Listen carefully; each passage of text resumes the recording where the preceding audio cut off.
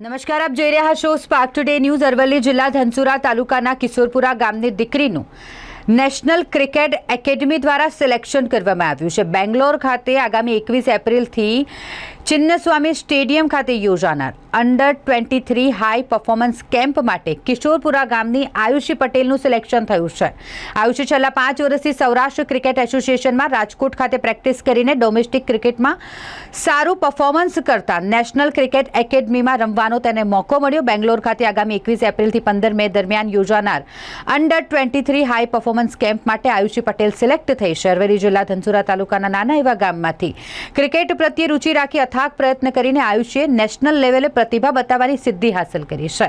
ક્રિકેટમાં allrounder performance દ્વારા national cricket એસોસિએશનમાં select થયેલી આયુષી પટેલ જિલ્લામાંથી ક્રિકેટમાં ભવિષ્ય બનાવવા માંગતા ખેલાડીઓ માટે આશાનું કિરણ બની છે।